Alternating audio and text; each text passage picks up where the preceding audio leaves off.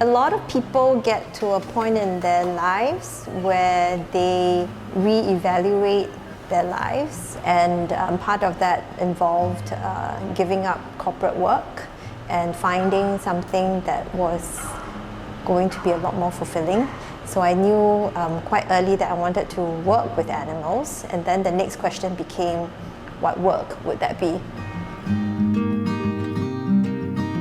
I'm Wendy, and Singaporean based in Hong Kong, and now I am a hydrotherapist for small animals. At the moment, I am one of 2 hydrotherapists in Hong Kong.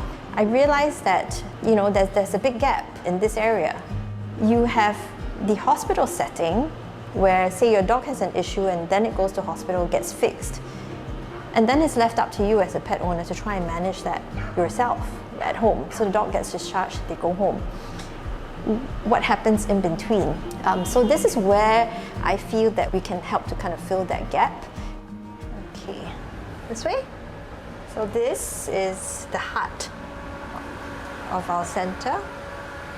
Come on in. So this is the engineering that goes behind maintaining the pool. So this is our control panel. This is the brains that controls the whole system. This is a filter, and this control panel helps us to monitor fluorine, which is 0 right now because I've just emptied the pool and we're topping it back up.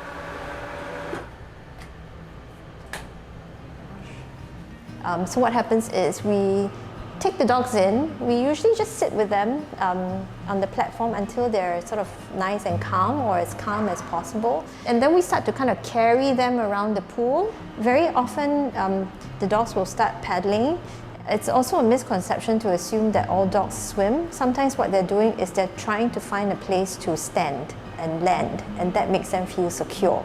And that's why we've designed the pool such that we must have resting pods or landing platforms, and when they get it, it's almost like a light bulb moment, and when they go, oh, that's all I have to do. Hydrotherapy in a pool or swimming is great for dogs that have chronic pain from, say, arthritis, because having to support themselves on land, it can be very painful on these joints. It's also very good for dogs that have had spinal injuries because these dogs may have lost some sensation in one or more parts of their bodies. What we can do is train some muscle memory back.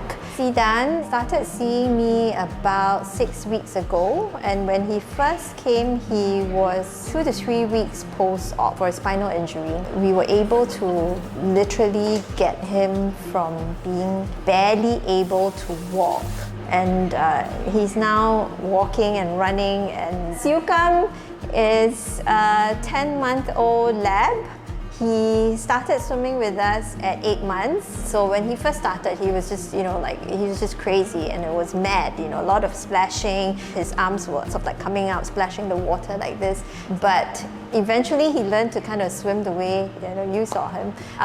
We have lots of problems getting him out. There have been a couple of times that he's out and he's washed and he's dried and he's come out of the drying room and he's gone straight back in. So we've had to wash him all over again.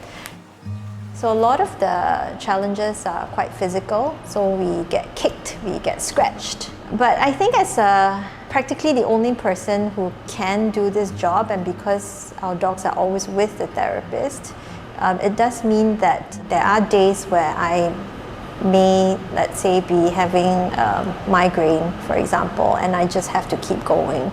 To skip a session with them means that they skip a week, and sometimes that week can make a big difference in their progress. So a lot of times, regardless of how I may be feeling physically, I need to keep going because our dogs need us.